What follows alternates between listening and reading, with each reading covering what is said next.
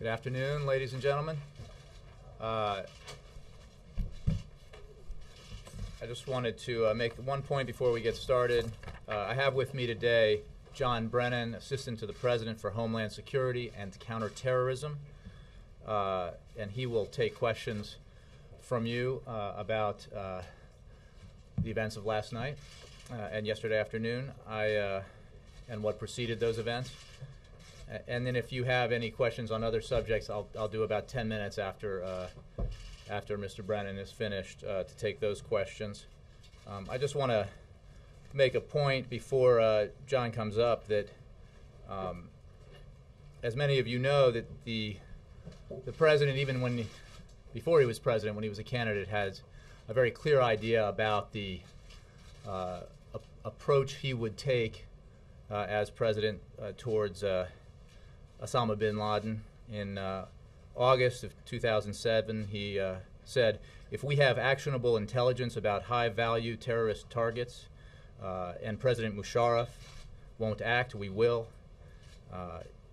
In July of 2008, he said, we must make it clear that if Pakistan cannot or will not act, we will take out high-level terrorist targets like bin Laden if we have them in our sights. He repeated statements like that again, and I just want to be clear that this is an approach that he always felt that he would take when he was president, and then, as John will elaborate, once he took office, he made sure that we would revitalize our focus on Osama bin Laden and the hunt for him. So with that, I'd like to invite John up to take your questions. And I will be standing here if you have questions on other topics. Thank you. How do you want to do this? Oh, let me start. Sorry. My apologies. I'll start with Come on, free for all. Just say anything you want. the Associated Press. All right, thank you, sir. I wanted to ask about the specific goal of the raid. Was there a consideration to trying to take bin Laden alive, or was the mission to kill him on sight? Absolutely, it was to prepare for all contingencies. If we had the opportunity to take bin Laden alive, if he didn't present any threat, the individuals involved were able and prepared to do that. We had discussed that extensively in a number of meetings in the White House and with the President.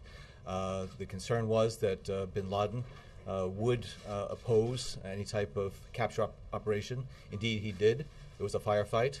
He therefore was killed in that firefight, and that's when the remains were removed. But we certainly were planning for the possibility, which we thought was going to be remote, given that he would likely resist arrest, but that we would be able to capture him.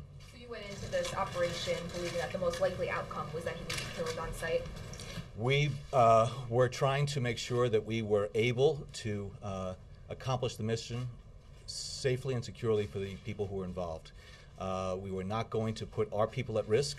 The President put a premium on making sure that our personnel were protected, and we were not going to give bin Laden or any of his cohorts the opportunity to carry out lethal fire on our forces. He was engaged, and he was killed in the process. But if we had the opportunity to take him alive, we would have done that. And if I could just ask, have you been able to determine how bin Laden was able to hide in this relatively prominent location? And do you believe the Pakistanis when they say that they had no idea that he was there? People are referring to this as hiding in plain sight. Clearly this was something that was considered as a possibility. Pakistan is a large country. We are looking right now at how he was able to hold out there for so long, and whether or not there was any type of support system within Pakistan that allowed him to stay there. We know that the people at the compound there were working on his behalf, and that's how we ultimately found our way to that compound. But we are right now less than 24 hours after this operation, so we are talking with the Pakistanis on a regular basis now, and we're going to pursue all leads to find out exactly what type of support system and benefactors that bin Laden might have had. Well, you don't necessarily take them at their word that they didn't know. We are pursuing all leads in this issue. Karen. Just to follow on that, is it really credible that Pakistani authorities had no idea that this compound was being built and that it existed, such an elaborate compound? I think it's inconceivable that bin Laden did not have a support system in the country that allowed him to remain there for an extended period of time. I am not going to speculate about what type of support he might have had on an official basis inside of Pakistan. We are closely talking to the Pakistanis right now, and again, we are leaving open opportunities to continue to pursue whatever leads might be out there. And also, one of the things that a lot of people think about when they hear this news is, what does this mean for the war in Afghanistan? Does it make it easier to wind things down there? I think the accomplishment that very brave personnel from the United States government were able to realize yesterday is a defining moment in the war against al-Qaeda, the war on terrorism, by decapitating the head of the snake known as al-Qaeda. It is going to have, I think, very important reverberations throughout the area, on the al-Qaeda network in that area. This is something that we've been after for 15 years. It goes back before 9/11. So I think what we're doing now is going to try to take advantage of this opportunity that we have to demonstrate to the Pakistani people, to the people in the area, that al-Qaeda is something in the past. And we're hoping to bury the rest of al-Qaeda along with bin Laden. Okay. In the Situation Room yesterday, could you describe how you were monitoring the goings-on? It's been described as a very tense, understandably, a very tense scene. Were you watching the operation? Were you just listening to it? How were you getting your information? The principals convened yesterday around midday. There were others who we were here early yesterday morning. The president joined us then early afternoon before the operation got underway. When the operation did get underway, then the president rejoined the group, and we were able to monitor on a real-time basis the progress of the operation, from its commencement to its time on target, to the extraction of remains, and to then the egress off of the target. It was probably one of the most anxiety-filled periods of time, I think, in the lives of the people who were assembled here yesterday. The minutes passed like days, and the president was very concerned about the security of our personnel. That was what was on his mind throughout, and we wanted to make sure that we were able to get through this and accomplish the mission. But it was clearly very tense, a lot of people holding their breath.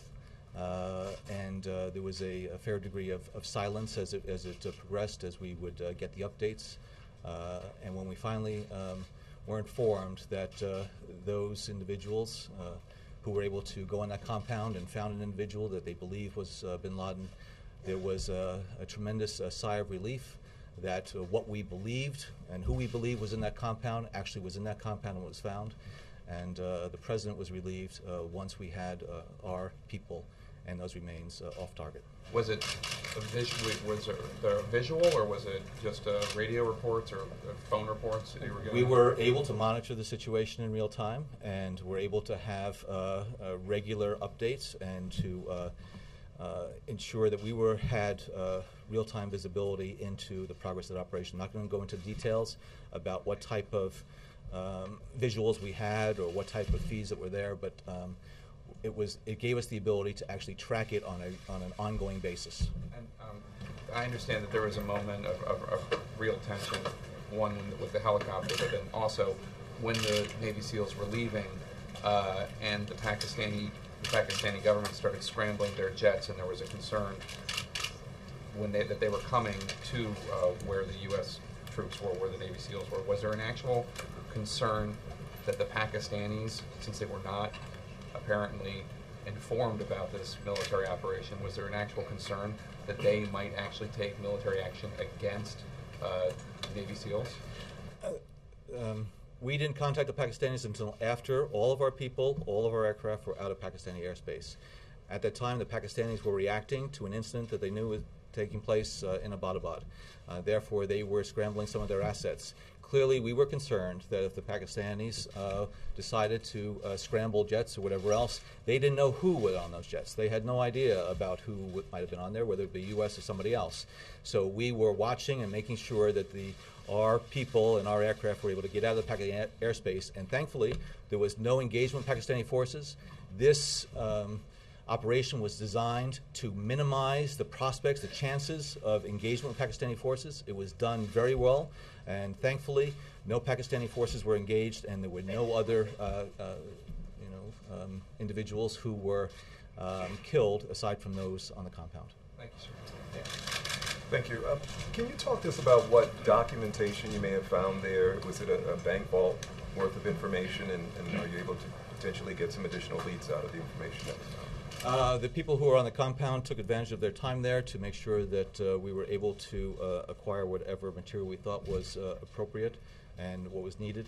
And we are in the process right now of looking at whatever might have been picked up. But I'm not going to go into details about what might have been acquired. We feel as though this is a very important time to continue to prosecute this effort against al-Qaeda, take advantage of the success of yesterday, and to continue to work to break the back of al-Qaeda. Was it a lot of information? How would you describe it in terms of the volume? We are trying to determine exactly the worth of whatever information we might have been able to pick up. And it's not necessarily quantity, frequently it's quality. Now that you have Osama bin Laden, can you tell us how close the U.S. has gotten to him in the past beyond Tora Bora?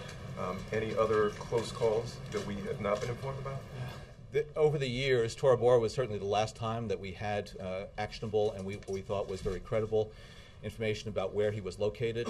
A number of leads have been pursued over the years. I think what this operation demonstrates is that there are some very, very good people who have been following bin Laden for many, many years. They have been very persistent. They have pulled on every thread, and as a result of that diligence and their analytic capabilities, they were able to track this and continue to build a body of evidence that suggested, circumstantially, that bin Laden was at that compound. That's what they did. It was much greater confidence that we had in this body of intelligence, in this body of information that we've had since Tora Bora. Still, though, there was nothing that confirmed that bin Laden was at that compound, and therefore when President Obama was faced with the opportunity to act upon this, the President had to evaluate the strength of that information and then made what I believe was one of the most gutsiest calls of any president in recent memory. And in the lead-up to that final mission, can you talk to us about how the anxiety of not being able to track or even get the name initially of the gentleman who led you to the compound? Counterterrorism work and doing what's called targeting analysis is exceptionally tedious and painstaking as far as taking a little bit of data and piecing it together and trying to correlate it with something else. And as a result of the information that we had in a very generic way about these couriers and individuals who were cutouts for bin Laden, over time we're able to piece together additional information, get the name he was known by, his nom de guerre, associate that then eventually with his real name, associate that then with other things that real name was associated with, and track it until we got to the compound in Abbottabad. And then over the past 6 months, with trying to ensure that we had the best visibility in terms of understanding what was happening at that compound. That body of evidence kept accumulating to the point when the President said, I want to have operations against this compound. I want to know what the pros and cons are of them. I want to have options, and I want to make sure that we take into account the safety and security of the American people, of the Americans that would be conducting this operation, that we look at it from the standpoint of limiting collateral damage and making sure that we're able to maximize the chances of mission success. And ultimately, we got to that point. We can bring those together. The President made the decision, and the results, I think, speak for themselves.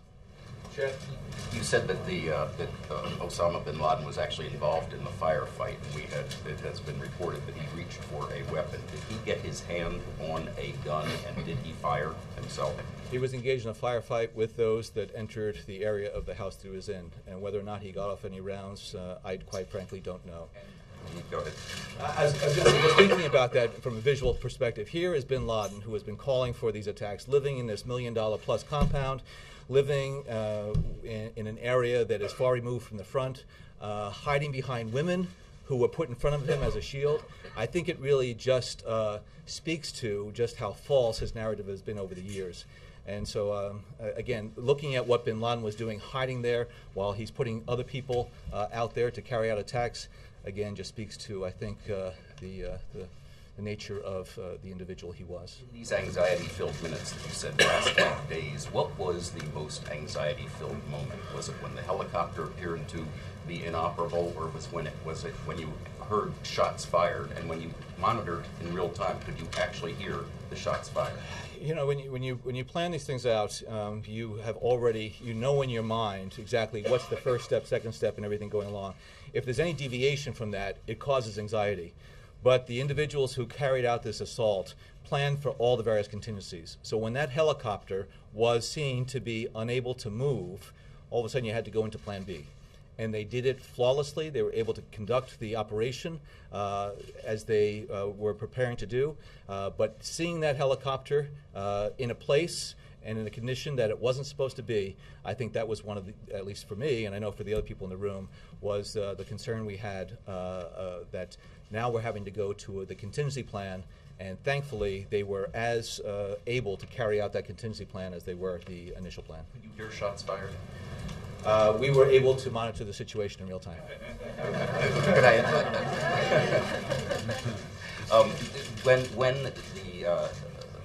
when he actually, can you describe any reaction by the president specifically when it became clear that this was Osama bin Laden and that he had been killed? Do you remember the president's words or reaction from the president? Well, you know, you say when it became clear, and that's one of the things that we had to do throughout the course of this operation. When we heard that the individuals who carried out this assault felt as though they had an individual who appeared to be bin Laden, that is one data point. Then there were other types of things, facial recognition, height, the preliminary DNA analysis. So there was an incremental buildup. And the confidence was building, but yet at what point do you feel confident that you have the person you're after? So it was more of a growing sense of confidence and a growing sense of accomplishment. There wasn't one aha when people say, you know, okay, the DNA results came in. No, this is something that was building over time, and we made a decision then last night because we felt as though we were confident enough to go out to the American people and out to the world to say, we got him. The president's reaction at any time? We got him. Circle back to a point you just made. Bin Laden used women as human shields when American personnel went in? There was family at that compound, and there was a female who was in fact in the line of fire that reportedly was used as a shield to shield bin Laden from the incoming fire. I'm wondering where you are at this point on the idea of releasing photos of bin Laden to show the world that he is dead. We are less than 24 hours from the arrival on target of those individuals. We have released a tremendous amount of information to date. We are going to continue to look at the information that we have and make sure that we're able to share what we can because we want to make sure that not only the American people but the world understand exactly what happened and the confidence that we have that it was conducted in accordance with the mission design. At the same time, we don't want to do anything that's going to compromise our ability to be as successful the next time we get one of these guys and take them off the battlefield. Is there some thought, though, that releasing a photo or two might avoid conspiracy theories throughout the Muslim world? We are going to do everything we can to make sure that nobody has any basis to try to deny that we got Osama bin Laden. And so therefore the releasing of information, and whether that includes photographs, this is something to be determined. John, is the debate about whether to release something or what to release when it comes to visual evidence? I think it's both. I think, first of all, what falls into the category of things that you could potentially release to the public, whether it be those DNA results, whether it be comments about the conduct of the operation, what happened, the intelligence base. And then you have to take a look at it from the standpoint of what are the upsides and downsides. And sometimes when you conduct an operation that is based on intelligence and is based on the very sensitive and very capable forces that we have available to us in the U.S. government, you want to make sure that you're not doing anything to expose something that will limit your ability to use those same intelligence sources and capabilities in the future.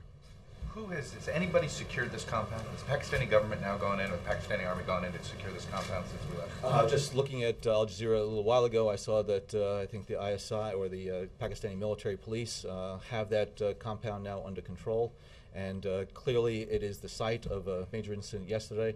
And so therefore it would be my presumption that the Pakistani authorities would be in control of that compound. Who owned the land? Whether it be the land or the compound, but it was two of the individuals who were killed, the al-Qaeda facilitators, as they're called, the individual who was identified as the gatekeeper courier. The residence was, at least my understanding, in his name. And it's my understanding that you called it just now that the president, one of the gutsiest decisions that he made. That implies that there was some disagreement around the table about whether this was not a unanimous recommendation. Absolutely, and that's what the way to go. He goes around the room. He wants to hear people's views, and so you have a circumstantial intelligence case, and so people will see that either there's insufficient circumstantial evidence to go forward with something like this, which involves a unilateral operation in another country to go after somebody you believe is Osama bin Laden. And there were differences of views that were discussed. That's what the president wanted to know, as well as the different what's called COAs, courses of action, which are the types of things that you can do that involve an assault on the compound, as well as from a standoff position. That what are the benefits of doing that from a remote location, like we've done in the past in certain areas, as well as what are the risks associated with security forces actually going into the compound. So this was debated across the board, and the president wanted to make sure at the end that he had the views of all the principals. Was it a close call in your opinion? For the president to go forward with this? Yes. I've been following bin Laden for 15 years, been after this guy, and I have the utmost confidence in the people, particularly at CIA, who've been tracking him. They were confident, and their confidence was growing. This is different. This intelligence case is different. What we see in this compound is different than anything we've ever seen before. I was confident that we had the basis to take action. I also, though, have the confidence that the U.S. team that went in there has exceptional skill to do this very capably. So I was a supporter, and I know a number of other people were supportive to do this. But the president had to look at all the different scenarios, all the different contingencies that are out there. What would have been the downsides if, in fact, it wasn't bin Laden? What would have happened if a helicopter went down? So he decided that this is so important to the security of the American people that he was going to go forward with this. Can you tell us more about the role that the U.S. is, more of the role of how the U.S. is interacting with Pakistan, and are we actively investigating what they knew and didn't know about Osama bin Laden being there or not? Well, a couple of things. One, the president mentioned yesterday that he spoke to President Zardari, and a number of senior U.S. officials are in regular contact now with their Pakistani counterparts.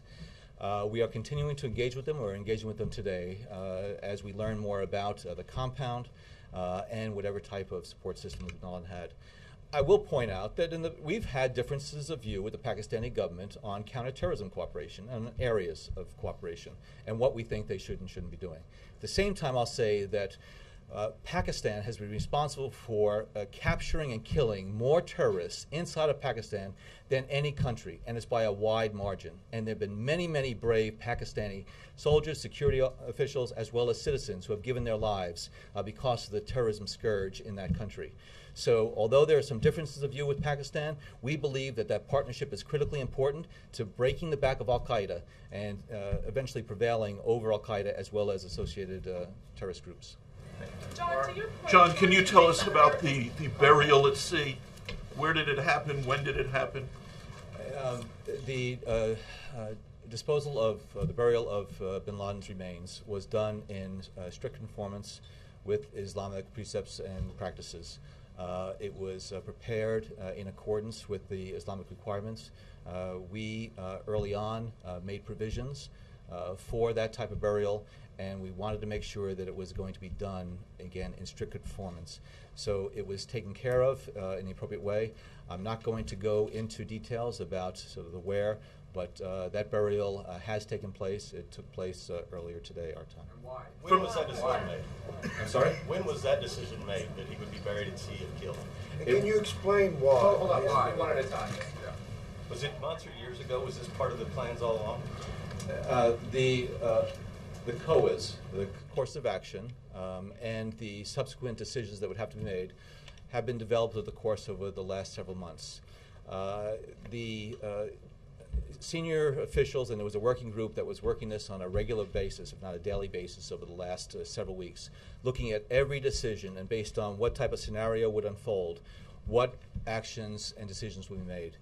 It was looked at from the standpoint of, if we captured him, what would we do with him? Where would he go? If he was killed, what would we do with him and where would he go?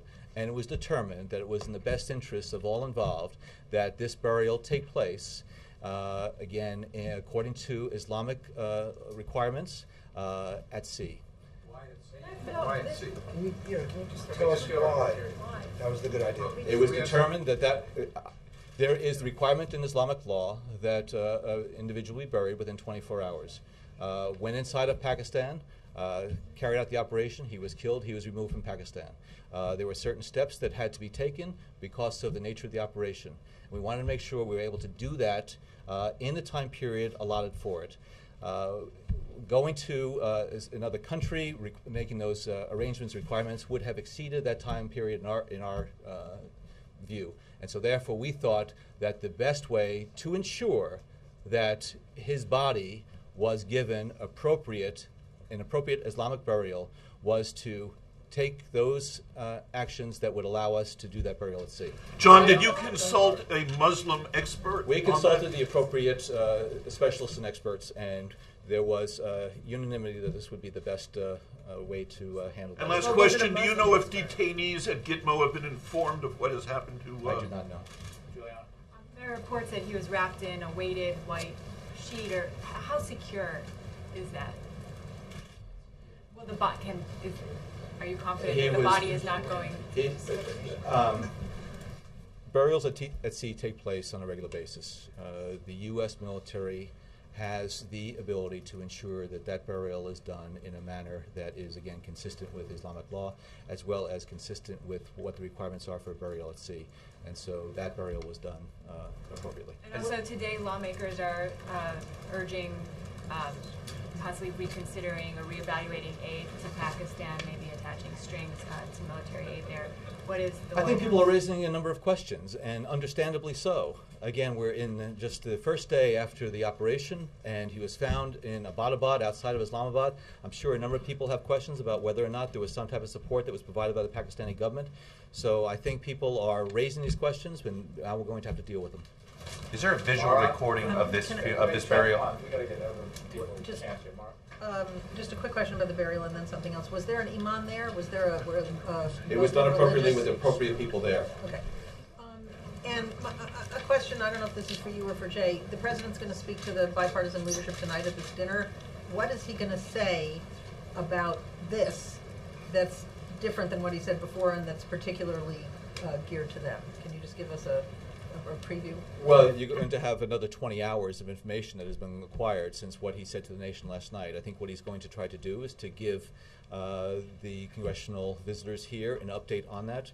Last night we didn't have some of the analysis that was done. Now we can say with 99.9% confidence that this was bin Laden.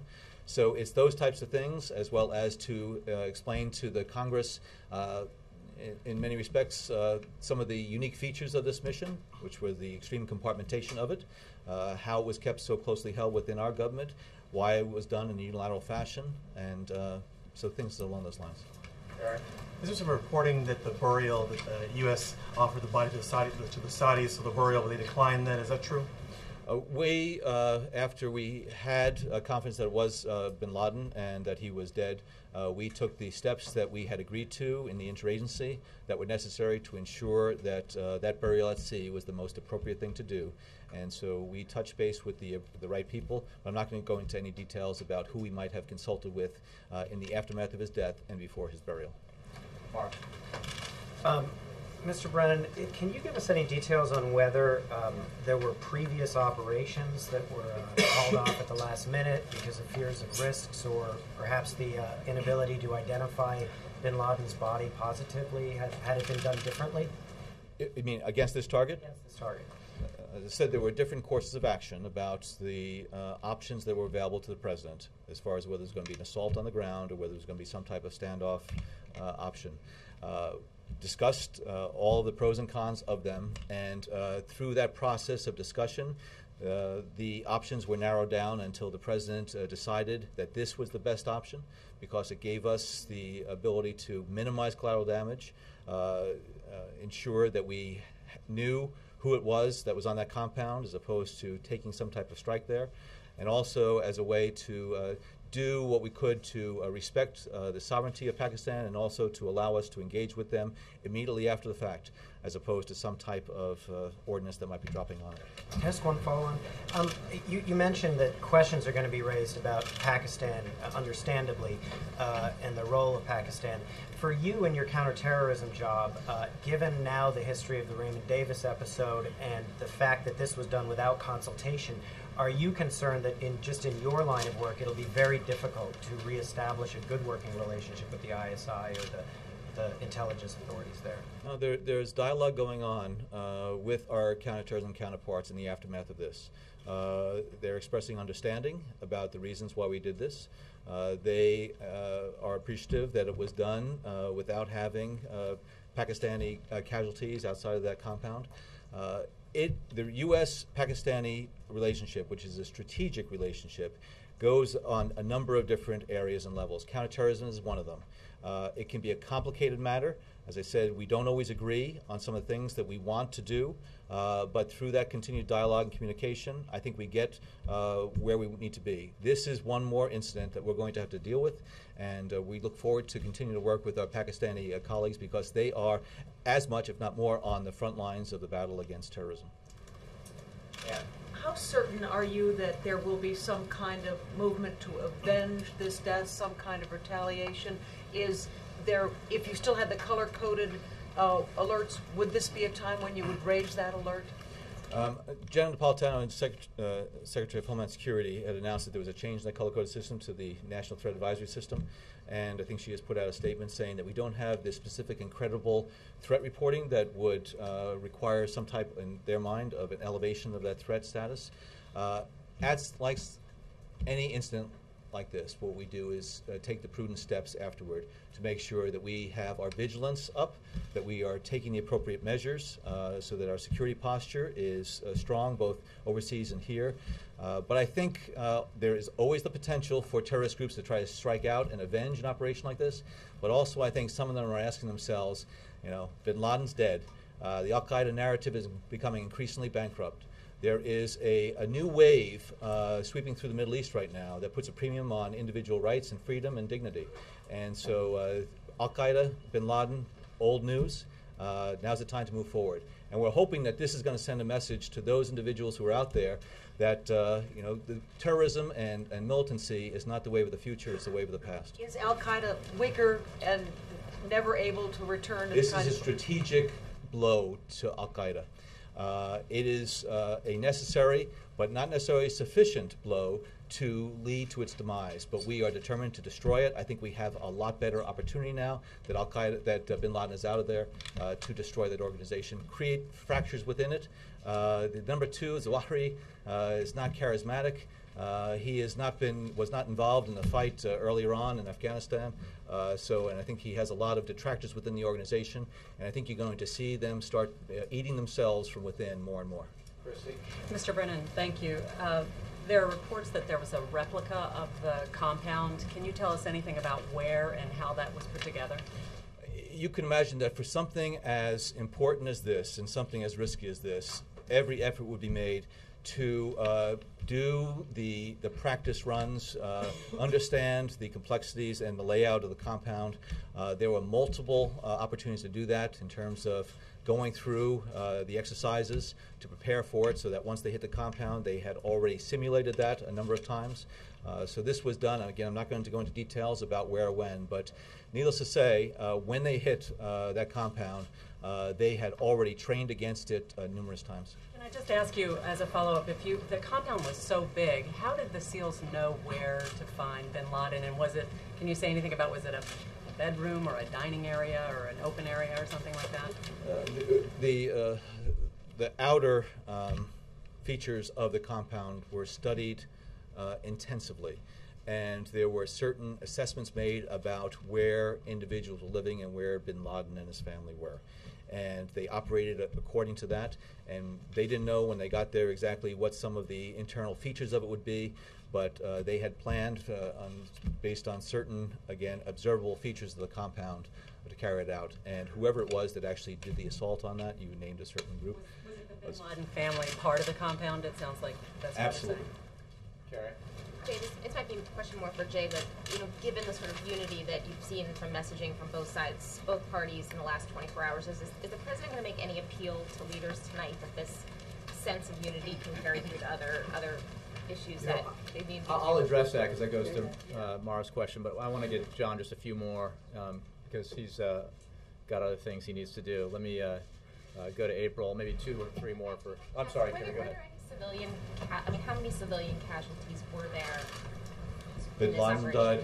The 2 Al-Qaeda facilitators, the brothers who were the courier and his brother in the compound, Bin Laden's son Khalid, and the woman presumed to be his wife who was shielding Bin Laden.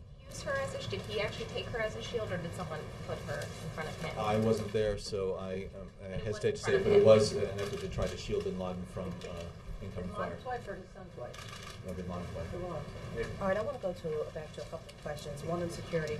The mindset with intelligence folks in this administration and the administration prior was that an attack, it's not about if it would happen, when it will happen. So are we now, because you're saying this was a strategic blow, the head of the snake was lopped off, are we now changing that mindset, or has it changed because of this blow? I have never had the mindset that it's not if, it's when. I mean, that's basically saying something's going to happen there. I think every day counterterrorism professionals, whether it be intelligence, military, homeland security, law enforcement, are trying to stop whatever attack might be out there, trying to uncover a plot that might be out there. And so they go into each day believing that they can, in fact, have another day without a terrorist attack against U.S. interests, either abroad or here. So this does not mean that we are putting down our guard as far as Al-Qaeda is concerned. It may be a mortally wounded tiger that still has some life in it, and it's dangerous, and we need to keep up the pressure. We cannot relent because there are individuals in that organization that are determined to try to carry out attacks and murder innocent men, women, and children. Since the death of bin Laden, what is the thought of this administration? Do you believe that the Pakistani government is transparent and being honest and forthcoming, giving you the information that they have now on Osama bin Laden, what they knew, or going into finding out more about this situation? There are a lot of people within the Pakistani government, and I'm not going to speculate about who or if any of them had foreknowledge about bin Laden being in Abbottabad. But certainly his location there outside of the capital raises questions. We are talking to the Pakistanis about this, but they, at least in our discussions with them, seem as surprised as we were initially that bin Laden was holding out in that area.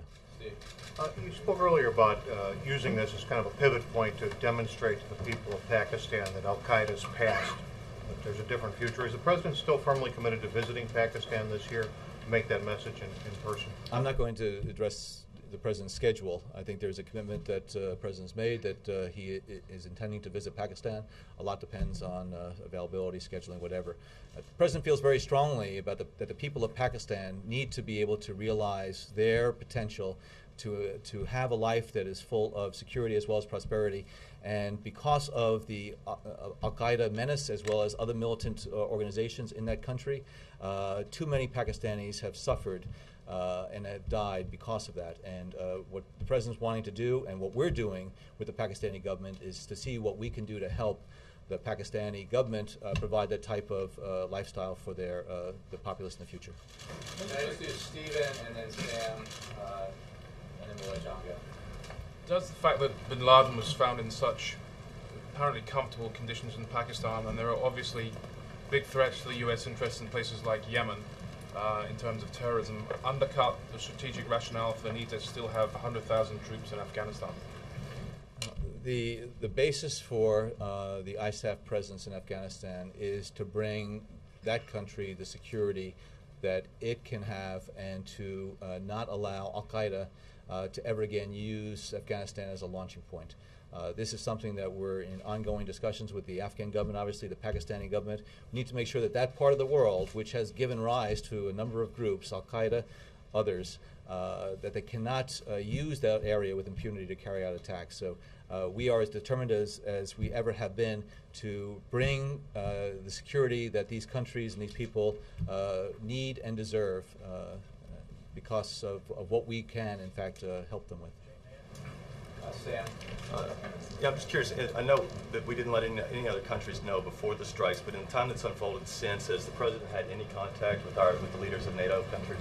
The President has had a number of conversations with foreign leaders about this issue. I'm not going to go into the individual discussions he's had, but clearly this is something of international significance and that he has and will continue to have in the coming days, those discussions. But you can't say if he's talked to, say, Chancellor Merkel or President Sarkozy. I guess I could, but I'm not going I know that's a follow, so I'll let Jake.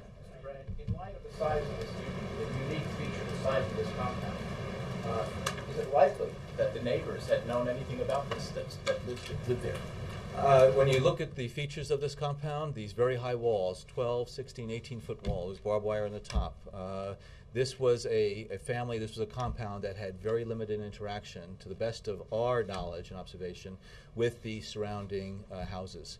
But it clearly was different than any other house out there. It had the appearance of, sort of a fortress. So it does raise questions about it. Basically. Well, I think there was. We have had some indications that the family that was there tried to remain anonymous and tried not to have that interaction. But again, it does raise questions about a compound of that size in this area not raising suspicions previously. Thank you, sir. I just want to end with Jake had a follow on it. I just want to clear something up because I think a few of us were confused. The woman that was killed was bin Laden's wife? It's my understanding.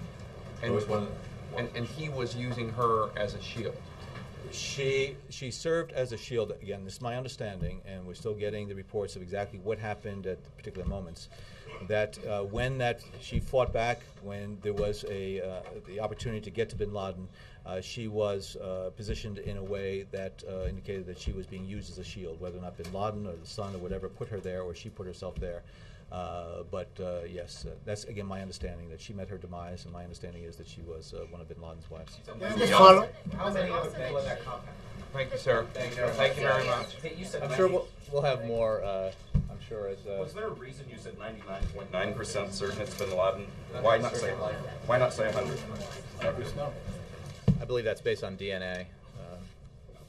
If I could just, I just want to start by addressing a question that Carrie and Mara had, which is tonight the President will, obviously, as John said, make some remarks related to the successful mission against Osama bin Laden. I think one of the themes you'll likely hear him sound is, will echo what he said last night, which is that this is a good day, or good days for America and for Americans. The fact that we were able to accomplish this says a lot about our country and our perseverance. I think you can fairly say that the victims in this country on 9/11, the Americans who were victims, were not Republicans or Democrats. They were Americans. Those who launched who have been working on this diligently for 9.5 years are not Republicans or Democrats. They're Americans. Those who carried out the mission yesterday, the same could be said about them. So I think that one theme you'd likely hear from the President on tonight is about the capacity for Americans to come together and achieve very difficult goals when we work together. Will we get that live? We can follow up with you on logistics. I don't believe that there's some logistical issues here. We will get it to you right afterwards, if not live. But let me just do 10 minutes or so that we can all file and other things. I'll move around. I'll take the Associated Press, and then I'll move around a little bit. Yes. Thank you. This is sort of in line with some of the stuff we were talking about, but obviously, if the President gave this order, the final order on Friday morning, he then went on this long trip on Friday. He had the Correspondents' Dinner on Saturday. He was golfing Sunday. Can you talk a little bit about his mood as he was trying to keep this poker face going through these other events, meanwhile knowing the actions that were going to be taken in Pakistan? Well, I would. I think one thing that's important to note is that as John mentioned, the compartmentalization here. I mean, there was obviously a success here at a different level, which was the ability to keep the mission secret. And having spent a great deal of time with him on Friday, I can say that he was focused on the devastation in Tuscaloosa. He was focused on and talked a lot about it in the wake of that visit, and the experience that I think was unique about that is you discover that when folks get an opportunity to meet the president, there are different ways that they do that, town hall meetings or rope lines or things like that. But there's something unique about even a president being able to meet individuals who have suffered such terrible things, as those residents of Tuscaloosa did, and in their moment of despair, that's very powerful, and I think he felt that. So he was focused on that, and then obviously the Cape Canaveral, and then on to the commencement address at Miami-Dade College. I mean, having said that, he was obviously taking calls and being updated regularly, and the same goes with Saturday and Sunday, which Sunday he spent a great deal of his day in the West Wing and in the Situation Room. Let me, George. Back to the meeting tonight. Other than bin Laden, what is his objective as far as budget and debt limit and so on? I think, as we've said, that this is a continuation of his effort to bring leaders of Congress here in a social setting with spouses to improve communication in general. And there's no agenda, there's no goal in terms of budget or any other issue, except to have that kind of conversation, which I think he finds to be a useful thing to do in terms of, in some ways, creating a better environment for the kind of work that the White House and the Congress need to do together. So nothing beyond that, George. Hold on one second. Andre. Thank you, Jay. Two things. Briefly, who is in charge of the compound now? That was asked. I mean, our understanding on the visuals that we've seen is that the Pakistani authorities are in charge of the compound. And secondly, more importantly, what was the legal basis for the operation? I would just refer you to what the president has said since taking office and prior to it, that given the